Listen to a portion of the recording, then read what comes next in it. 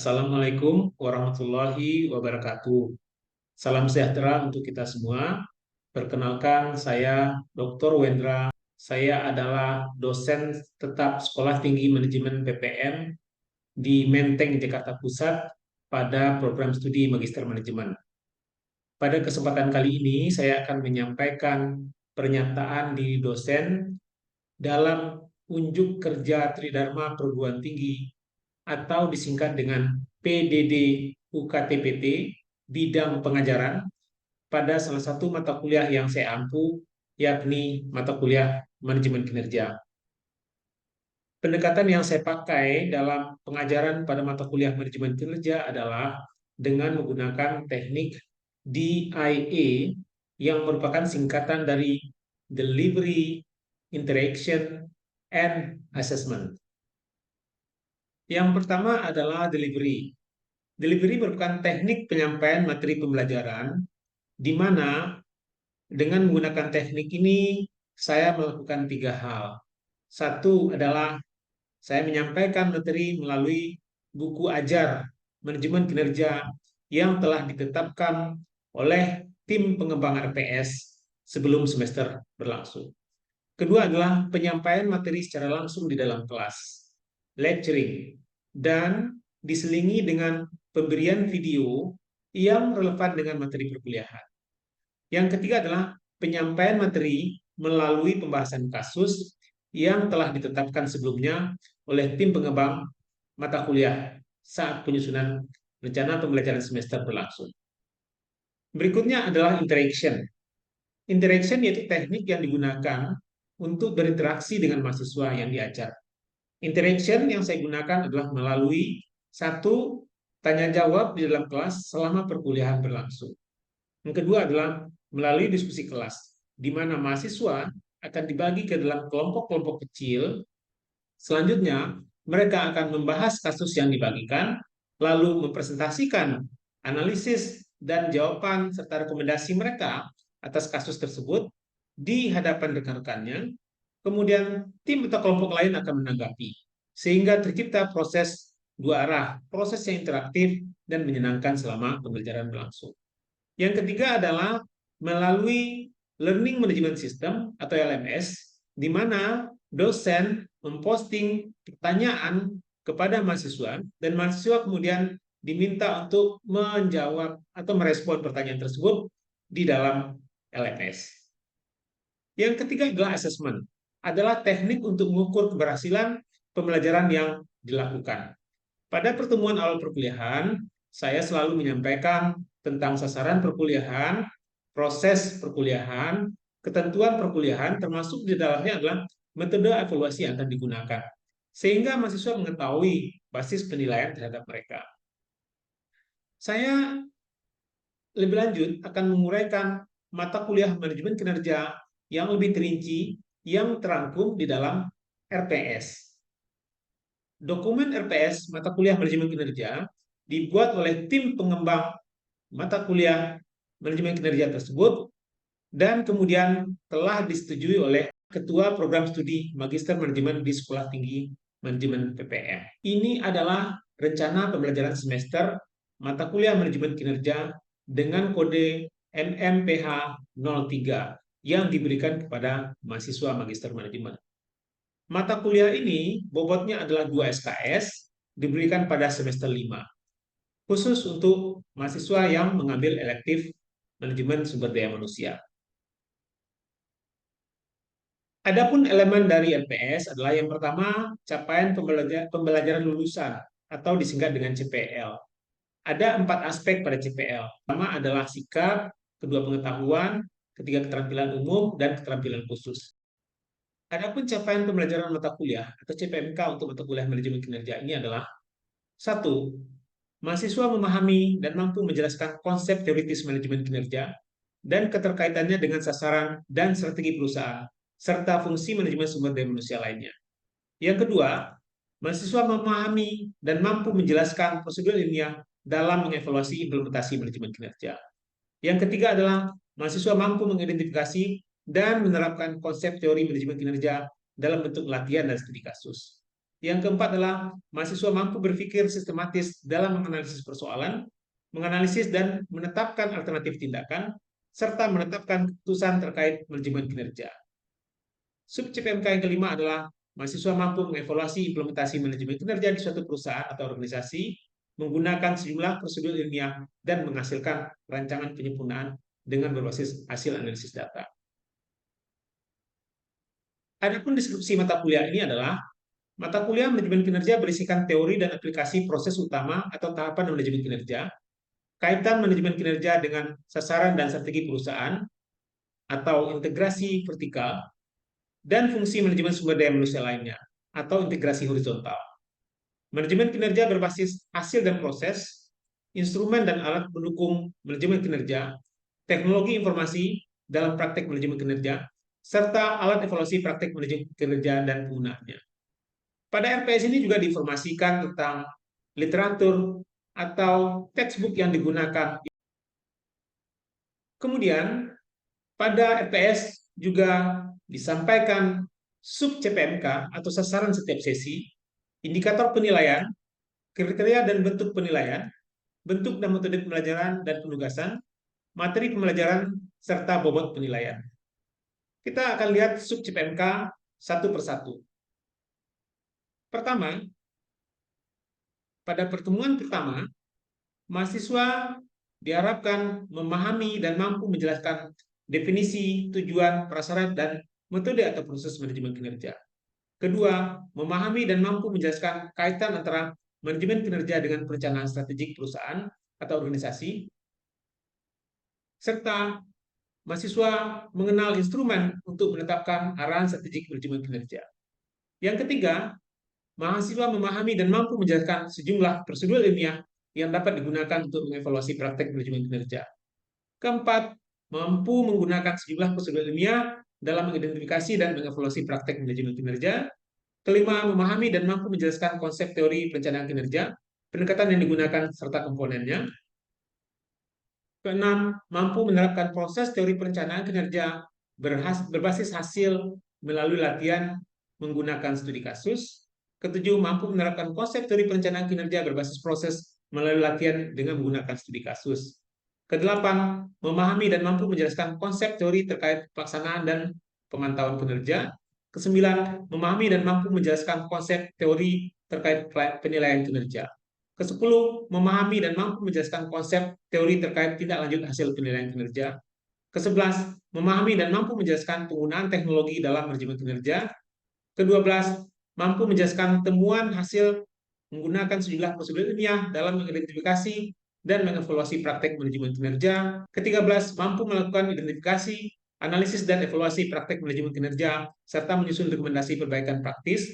Keempat belas, memahami dan mampu menjelaskan contoh-contoh praktek manajemen kinerja. Kelima belas, mampu mengevaluasi implementasi manajemen kinerja di suatu perusahaan atau organisasi dengan menggunakan sejumlah prosedur ilmiah dan menghasilkan rancangan penyempurnaan dengan berbasis hasil analisis data. Pada pertemuan ke-16 nanti mahasiswa akan diberikan ujian akhir semester. Metode pembelajaran dilakukan secara offline di kampus. Adapun komponen dan bobot penilaian adalah partisipasi kelas mahasiswa adalah 40%, penulisan project paper adalah 20%, presentasi project paper adalah 10%, dan terakhir adalah ujian akhir semester sebesar 30%. Selanjutnya, saya akan menampilkan proses pembelajaran mata kuliah manajemen kinerja, khususnya sesi 10 yang sudah saya record sebelumnya. Oke. Ya, baik. Selamat siang semua.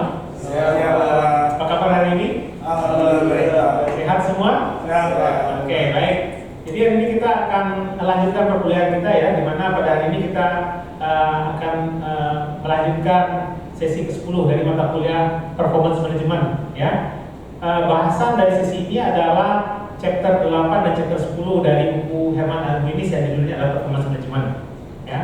Nah, baik, sekarang kita lihat ya, apa yang ingin kita capai dari sesi kali ini adalah mahasiswa diharapkan nanti memahami dan mampu menjelaskan konsep teori terkait penilaian kinerja. Ya, jadi diharapkan setelah sesi ini berakhir, Anda bisa ya menjelaskan dan memahami konsep penilaian kinerja, dan nanti akan kita ukur dengan latihan-latihan, ya. Nah, tapi seperti biasa sebelum perkuliahan kita mulai, kita akan recall dulu pertemuan sebelumnya, ya, sehingga nanti Anda bisa terbayang keterkaitan antara sesi sebelumnya dengan apa yang kita pelajari hari ini. Oke?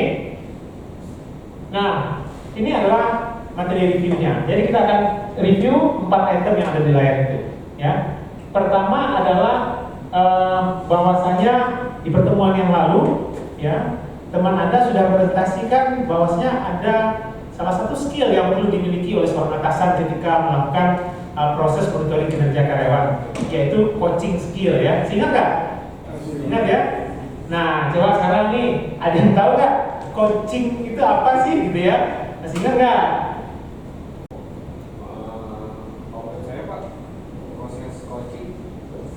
Ya Pak, kalau menurut saya proses coaching adalah proses pelatihan yang dibutuhkan oleh karyawan yang coaching tersebut dibuat oleh perusahaan dengan tujuan untuk menyelaraskan Pak visi-misi karyawan dengan perusahaan Pak.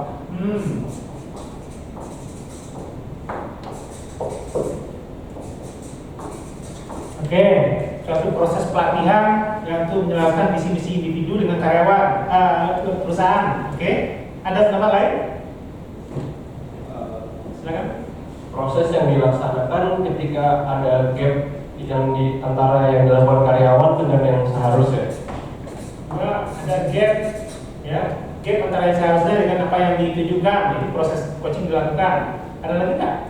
Jadi by definisi coaching itu adalah suatu proses di mana atasan, ya, dengan bawahan berdiskusi dengan tujuan untuk mengembangkan kinerja bawahan, ya. Jadi kalau definisi textbook nih, ya, helping relationship, ya, between manager and employee dalam rangka membuat si employee itu mengambil peranan aktif dan bisa meningkatkan kinerjanya.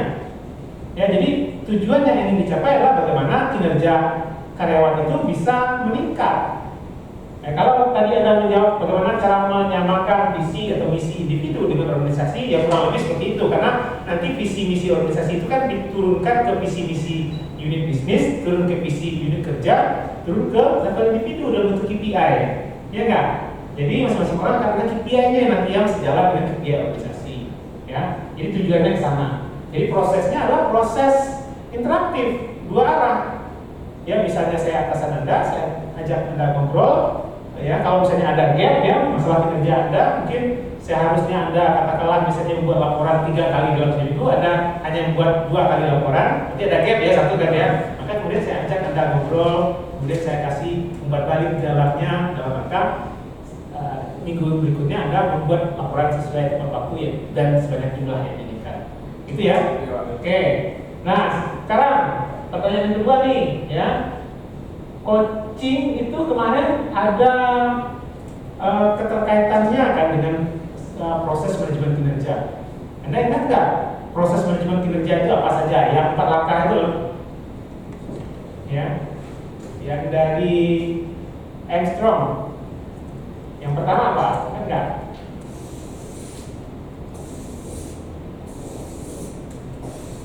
Perencanaan di awal. Apa tuh? Performance apa namanya? Planning, betul sekali. Ya, jadi di awal itu ada namanya performance planning. Oke, habis planning apa lagi setelah direncanakan? Monitoring. Oke, ini monitoring. Oke, ini apa? Review. Terakhir, reward. Oke. Nah, ini 4 langkah, ya. Jadi dimulai dari performance planning. Output dari performance planning itu apa? Hasilnya apa? Ada perencanaan kinerja berbasis goals. Ya, goals, ya. Berbasis hasil. Atau hasil, ya, result. Satu lagi apa? Perencanaan kinerja berbasis proses. Betul. Jadi ada perencanaan kinerja berbasis proses dan hasil. Oke, tentang kapan biasanya itu? Kalau dari Januari ini periode ya, periode ini, periode ini Januari, ini Desember. Kapan performance planning itu dilakukan? Di awal tahun ya. Tunggu saya ambil yang hitam ya, biar warnanya beda nih ya. Oke, berarti di sini nih. Yang tulis PP aja ya, performance planning ya. Ini di Januari. Oke, berikutnya monitoring.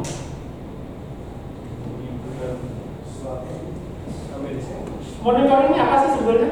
Coba pakai mikrofon kalau biar suaranya terdengar sama teman-temannya. Ya. Performance monitoring itu apa? Apa yang kita lakukan dalam monitoring? Melakukan pemantauan terhadap apa yang dilakukan, apakah sudah mencapai goalsnya atau belum. Betul. Jadi kita memantau apa yang menjadi target atau tugas karyawan, apakah dilakukan atau tidak. Biasanya kita dapat gap kan? Ya, dari sini kita dapat gap, kita monitor, ya. Jadi kita akan menemukan gap yang nanti gap itu akan kita apa? Kita perbaiki dengan cara coaching tadi. Jadi coaching itu adalah adanya kita monitoring, ya. Nah, tapi jangan lupa coaching itu ada dua tipe tuh. Ada yang disebut dengan coaching informal. Satu lagi nanti ada proses coaching yang apa? Lawan informal apa? Formal. Kapan itu dilakukan? Ketika kita melakukan performance review. Performance review istilahnya kadang-kadang orang pakai istilah lain. Tahu nggak performance apa? PA singkatan dari performance appraisal. Ya pernah dengar kan? Ya, ada performance appraisal. Oke, ada performance review. Nah, itu kurang lebih sama. Kalau dalam tahap appraisal yang dilakukan apa biasanya? Kalau tadi kan monitor, sekarang appraisal. Ya, menilai dulu. Ya, dinilai dulu. Nilai itu apa? Kuantitatif biasanya, ya kan ya. Misalnya, Anda dikatakan akan memperoleh nilai 100 kalau semua tugas yang tertuang di KPI Anda itu adalah lakukan. Tapi kalau hanya 80% sudah lakukan, ya, berarti Anda dapat nilai 80 aja dari total nilai 100. Itu penilaian. Nah, penilaian itu ada dua, ada penilaian dari hasil, ada penilaian dari proses nanti, ya. Prosesnya bagaimana, ya, melakukannya. Nah, setelah kita review kan artinya ada proses menilai di sini. Selain menilai, tambah lagi nanti ada coaching yang formal tadi. Formal coaching di sini. Tahu nggak formal coaching itu periodenya kapan saja di perusahaan?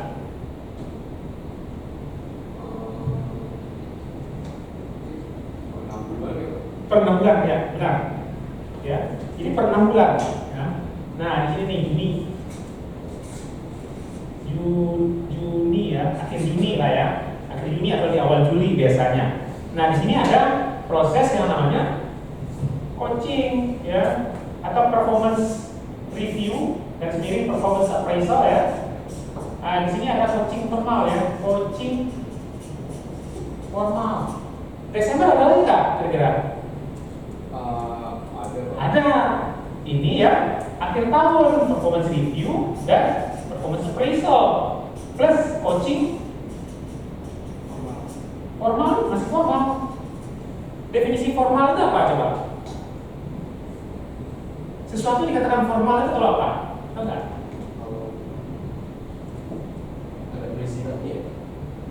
Ada perizinannya, ya, ada ininya, ada kesepakatannya, ada ketentuannya, ya, ada ketentuannya, ada kesepakatan dalam organisasi itu. Ya, bahwasanya kita akan melakukan proses coaching formal itu 2 kali dalam setahun saja, dan itu dituangkan dalam bentuk peraturan perusahaan. SOP-nya dibuat, ya, instruksi kerjanya disusun. Itu formal namanya, dan ada periode berkala, ya, disepakati. Ada juga coaching yang informal. Kalau informal itu artinya apa kalau gitu? Kalau formal adalah waktunya tertentu, disepakati.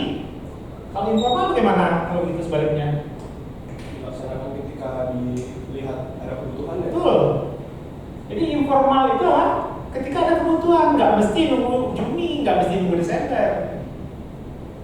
Kebutuhan itu kapan? Ketika ada kebutuhannya tadi kata Aziz. Kapan kebutuhannya itu?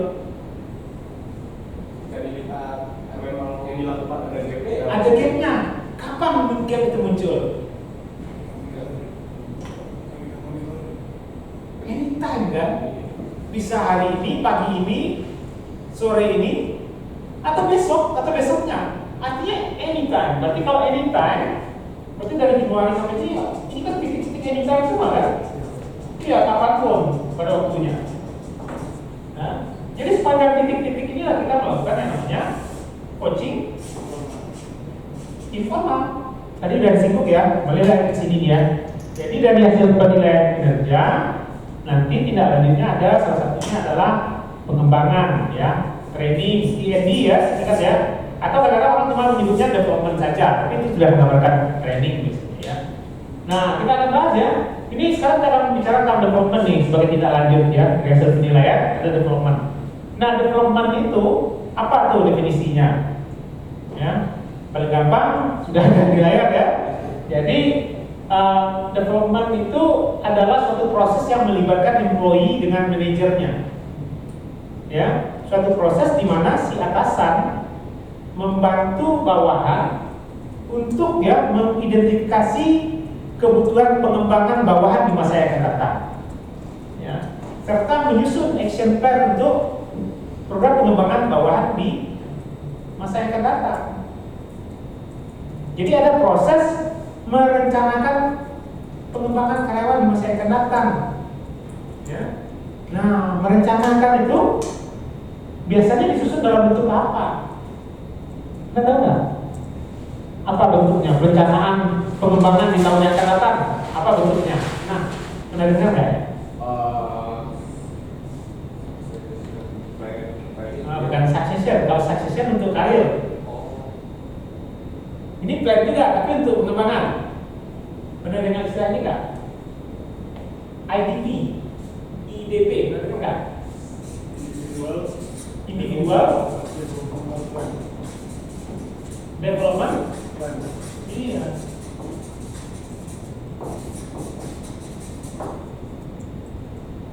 Plan itu nggak PT, teknik pabrik ya. Individual Development Plan, rencana pengembangan individu. Ya. Apa itu rencana pengembangan individu? Adalah sebuah dokumen yang berisikan program-program perencanaan pengembangan karyawan di masa yang akan datang, selama 1 tahun yang akan datang. Dasarnya apa kita nyusun program pengembangan itu? Apa basisnya? Tahu nggak? Bahwasanya si Bandu butuh pengembangan ini, si Chandra butuh pengembangan itu, si Dodi butuh pengembangan yang lain. Mentoring salah satu teknik ya untuk mengembangkan. Sekarang dasar kita untuk menentukan bahwasanya butuh pengembangan.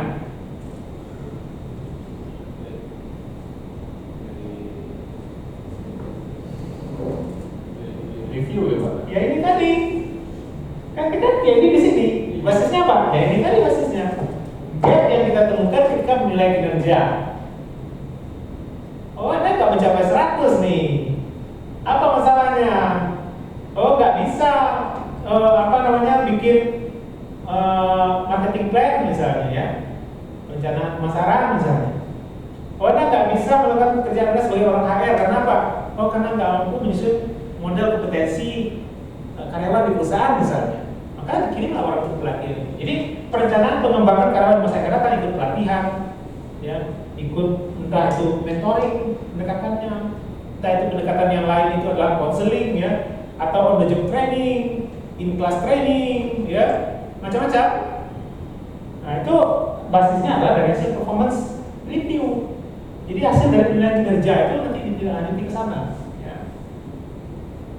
Nah, jadi personal development plan itu specify action necessary to improve performance, menjelaskan ya langkah-langkah atau action yang diperlukan untuk meningkatkan kinerja karyawan.